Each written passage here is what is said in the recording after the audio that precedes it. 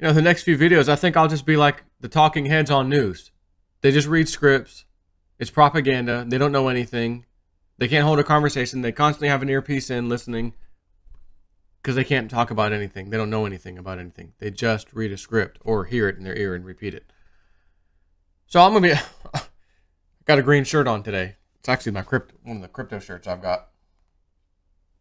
But it's green. If I just a little higher, I'll just be a little talking head just covering my chair. So we're going with the weird talking head J-Snip for today. Zero hedge, housing slump, foreclosure activity jumps in Austin, Texas, Miami, Florida, San Diego, California, and Seattle. These are pretty big real estate areas, by the way. I'm just going to throw that out there. San Diego, Miami, Seattle, whoa. Even Austin, not that Austin's a huge one, but that's pretty big. Atom Data, A-T-T-O-M, Atom Data Solutions. Notice that 60 of the 220 major U.S. metropolitan areas posted a year-over-year increase in foreclosure activity as of January 2019. An ominous sign of deceleration in the housing market. I was just talking. We had some friends over yesterday. Was just talking with her. And since she's anonymous, I can go ahead and tell you a little bit of the story. No one will know who she is. And she doesn't live too awfully far from us. And she's like, I was looking at houses recently. We're renting.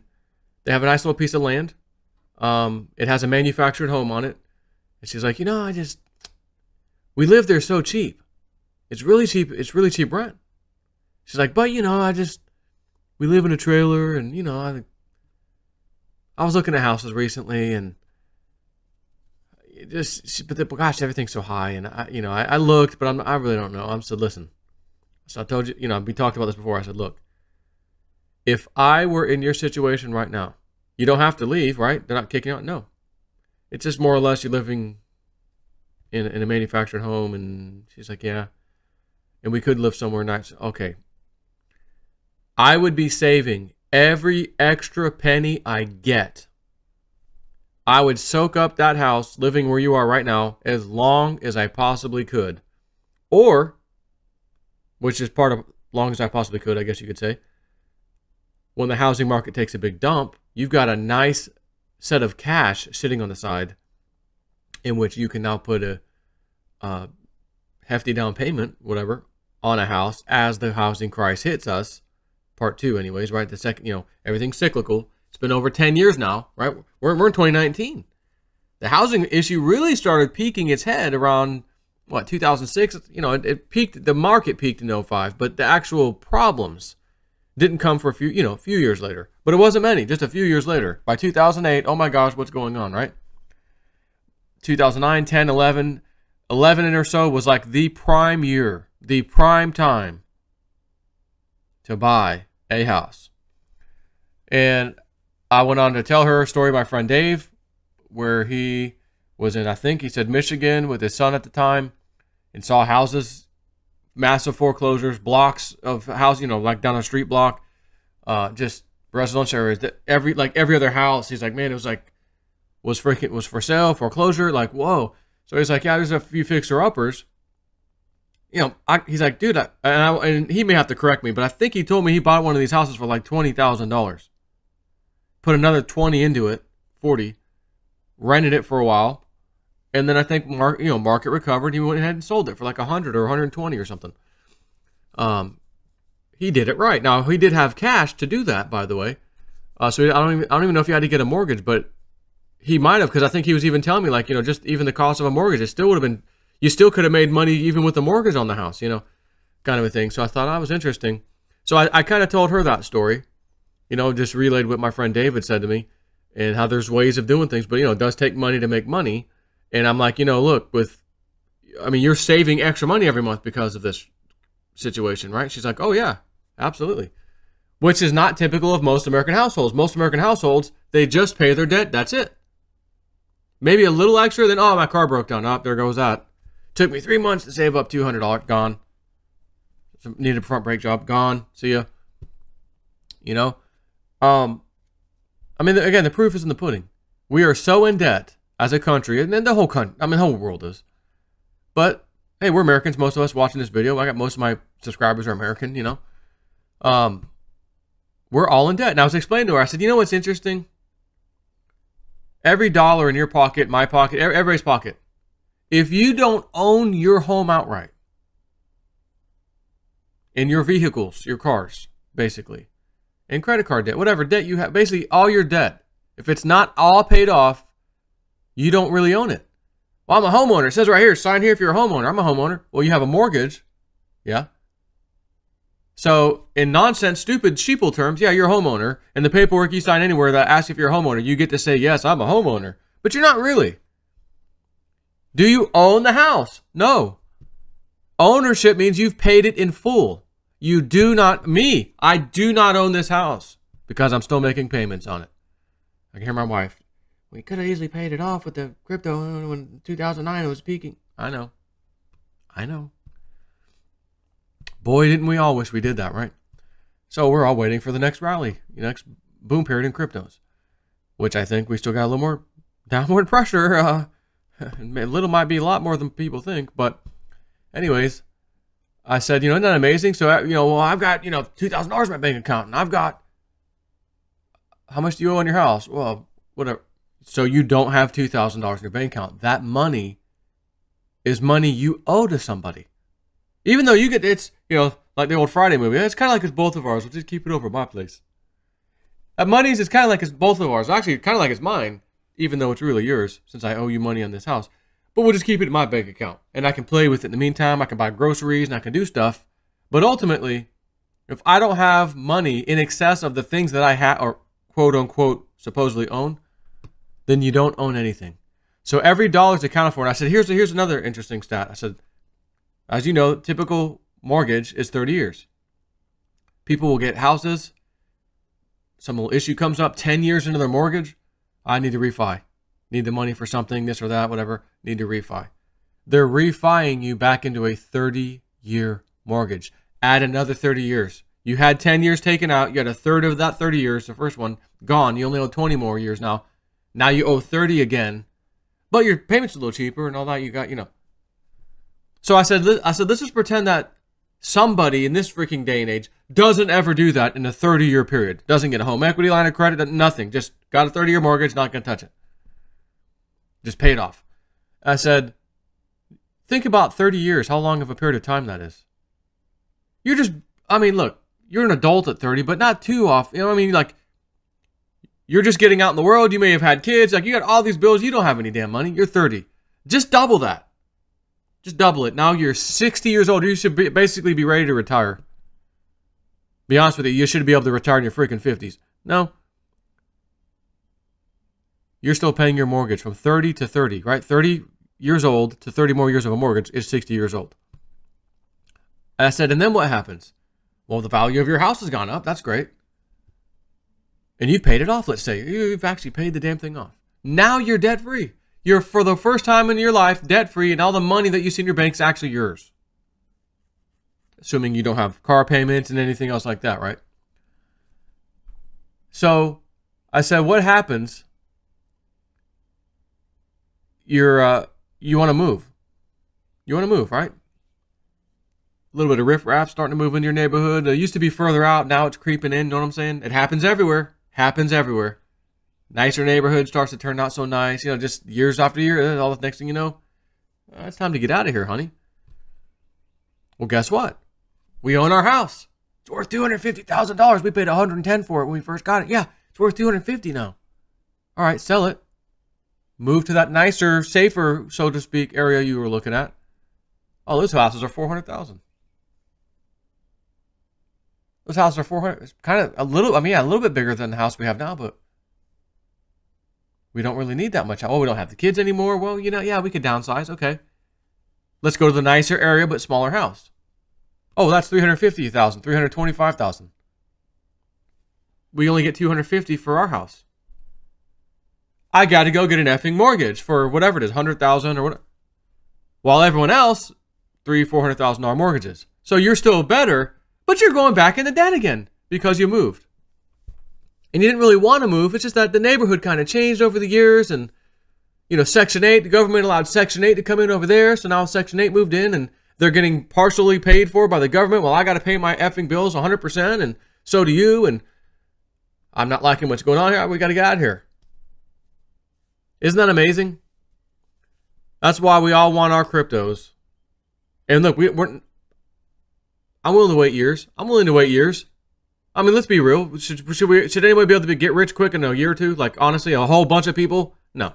Let's get real. It happened in 2017 December. Out of nowhere. It ran up ridiculously high. We thought, oh, it's going to keep going. It didn't. Market cycle goes back down, as we're used to, right? Look at the history. And now we got to wait. But in all fairness, when I first started doing that in 2007 was when I really got serious about crypto. It was just at the end of the same year I started, basically, really got serious. And that's not normal. I was already thinking in my mind, this is going to be years out when we see some really good prices that we're talking about. And it happened that year.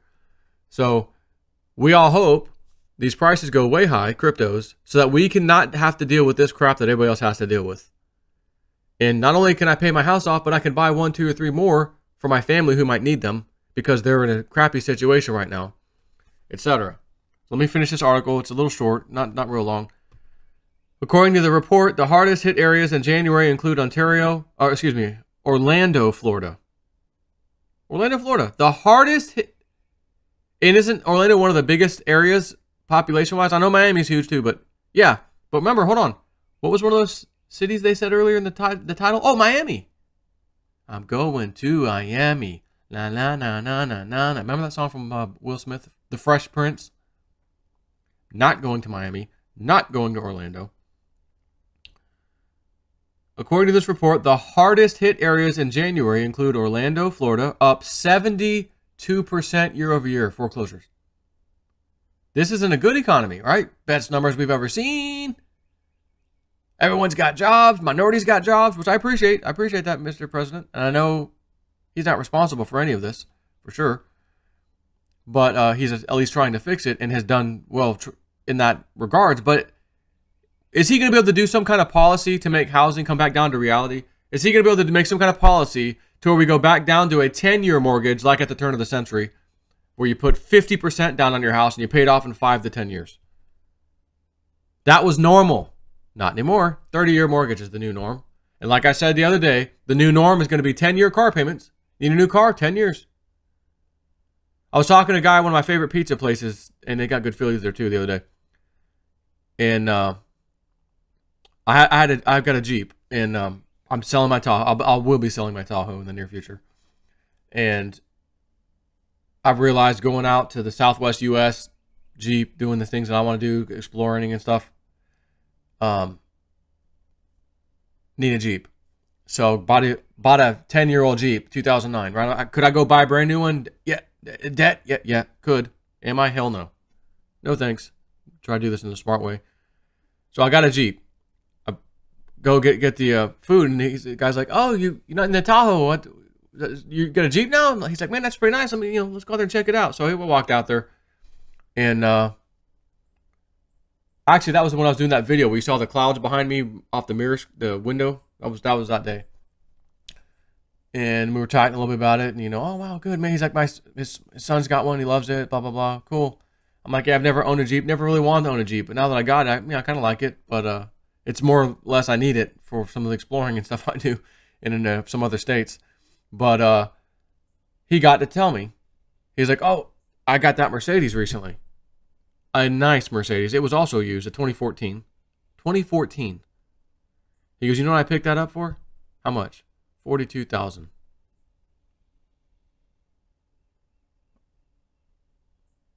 $42,000, 2014. I didn't say anything. He goes, yes, that car brand new was about 100.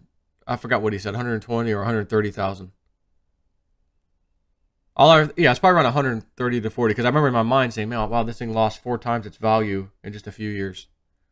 2014. Had very low miles on it. He paid $42,000. I've never paid that kind of money for a vehicle. I've paid about half of that for a vehicle one time, and it actually was just about a brand new vehicle. When we had our kids, we had to get a Chevy Uplander minivan. It had all the bells and whistles, whatever. We paid $26 for that thing. Which it was like, I don't even know if it was a year old. But it was barely, like, it was new, but not really. You know what I mean? Like, it was barely used kind of a thing. Even knew that car was a lot more than 26. And then I was like, wow, you know, stupid decision. We could have got a, you know, minivan cheaper than that. Do we have to have this one? You know, but look, whatever. We all do make decisions and stupid things and change our mind and we shouldn't have done that and all that. The point here is things are going south again. People's salaries are not going to be rising enough to even kind of compensate for the problems we have. When you spend most of your money, and we do, on a single payment known as your house payment or rent, it doesn't matter whether you're looking at rent or house, it's the same giant payment. You're not going to pay that paying a car payment. $300, $400, $500 car payment is not $1,500, $1,600, $1,800, $2,000 rent payment or house payment. So when all of your discretional, as I say, income goes out the window straight to that payment because you got to live somewhere, that leaves less money to go everywhere else. And the second best thing, not best, but expensive thing you're going to have is your car. And most people are making payments on a car. Most people are. Those are two things you got to have. Got to go to work. I'm not taking a bus, so yeah, I'm going to do that. Which leaves even less discretional income for anything else. And oh, by the way, food prices are up. By the way, your energy bill's a little bit up. By the way, your insurance is up. By the way, your car insurance is up. How the hell do you have money for anything? How are you going to stimulate the economy, so to speak, right? Which means all these other businesses may have to let people go and all that. So I know we hear good numbers and Trump, but I also know government has been known to fudge a number or two, and even on a continual basis. And then when nobody's looking, 2-3 months later, about those good numbers back in February, you know, you're in April or May revision, and then I come out and I do what I always do. Ooh, double revision. Do, do, do, do, do, do, do, do, do, do, do. Here in my eyes is that double revision. You know, we'll do what we do as Americans, make a parody out of something super serious and stupid. Revised down, the numbers actually sucked. All of the Obama years, 10 years, fudge data. Revision. And then I remember doing the video, revision on this last year's numbers, GDP. And by the way, this revision also includes a revision for the last 10 years, which included 2 years of Bush, I guess, right? Oh, wow. So every single year was worse than they said.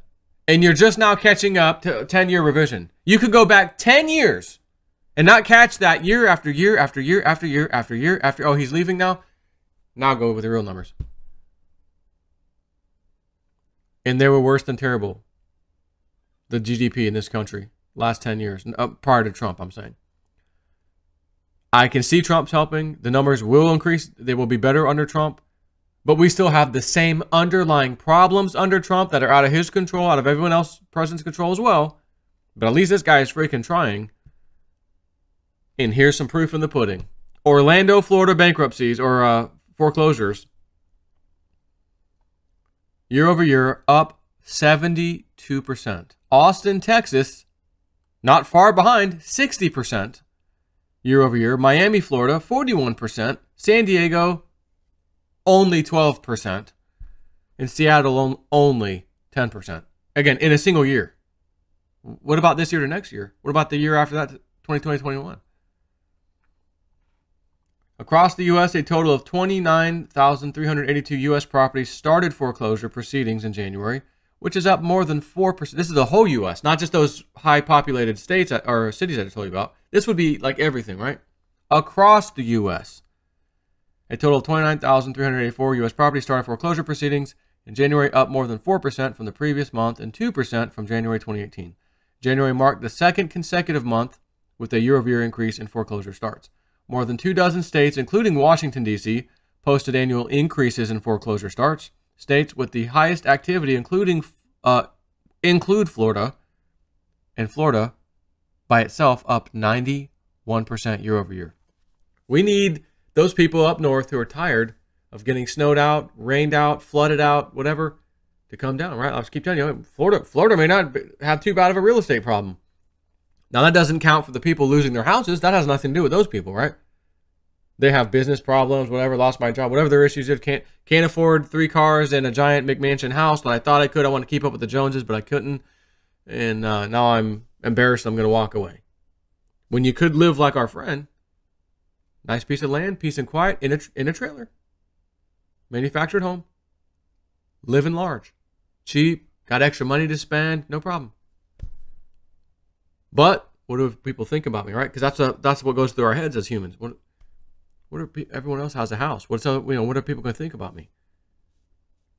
Listen, I and my wife, we lived in a trailer, 4-bedroom, 1 bath, in Tennessee for nearly 6 months, with pipes coming up, as they do from the ground up into the house, with giant gaping holes. It's cold. We get there in the wintertime. I can feel super cold air just coming in. Bathroom area. What the hell? Did anyone steal this? No? All right, let me get in there with some of that foam. Seal it up myself, even though I'm renting the place. Find any other little hole. Oh, there's one. Let's go over there. Check. Oh, there's another one over there. Seal that off. And it actually helps. It actually helped. Of course. But we live there. I didn't feel like, I don't care. I'd rather live cheap. And we were living cheap out there. Let me tell you something. 10, and the lady at the time, this is 2013. $49,000 she's asking for the property, which included a nice couple of sheds behind us and a very large workshop-like thing out about a half an acre away from us, on the same property. 10.5 acres total land. $49,000. And I'd ask, can I rent first just in case, we don't stay? And she said, yeah, sure. And then at the end of the term, whatever, go ahead and, let me know whether you're going to stay or not, and then we could either do the deal or not. Okay, perfect. We left early. Again, 6 months, we were out. Didn't pan out. She ended up selling the house anyways. I don't know what she sold it for, but we lived out there, no problem. I don't care. I didn't care what anybody thought. Bought an older used 4-wheeler to have out there. I really needed it out there. Had a used truck, pickup truck, a little Sonoma.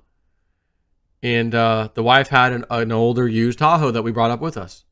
It was a 2005, I think, model. Maybe a 6. I don't remember.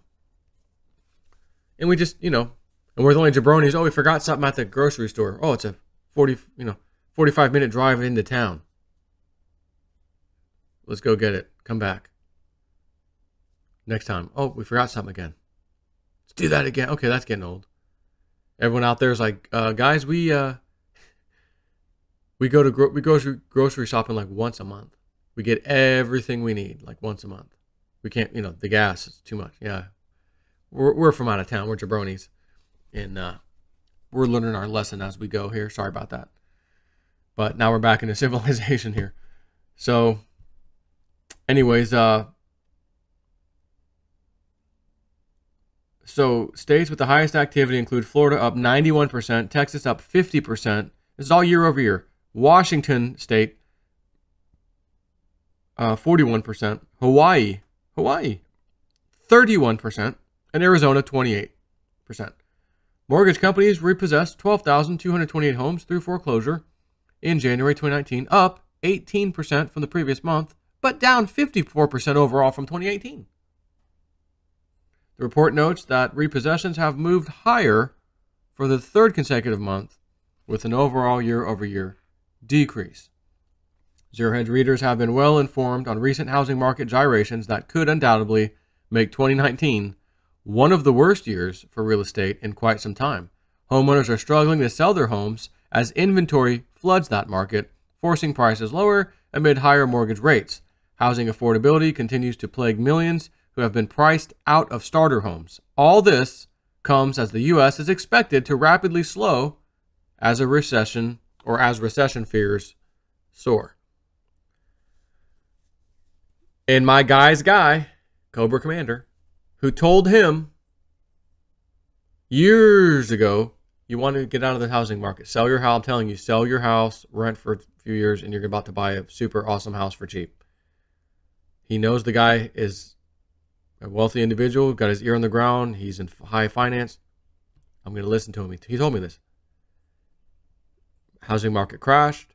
He was already renting, already sold his house at the high, basically. Took that money, bought a very much nicer house, etc. Moved out from where they were, the area. And long story short, epic play.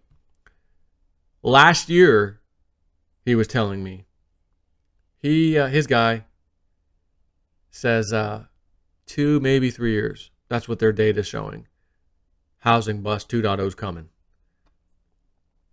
So he goes, once again, if someone wants to capitalize on that. So in other words, now would be the time to potentially get out of the housing, rent for 2 or 3 years, wait for the bust, grab some cheap house.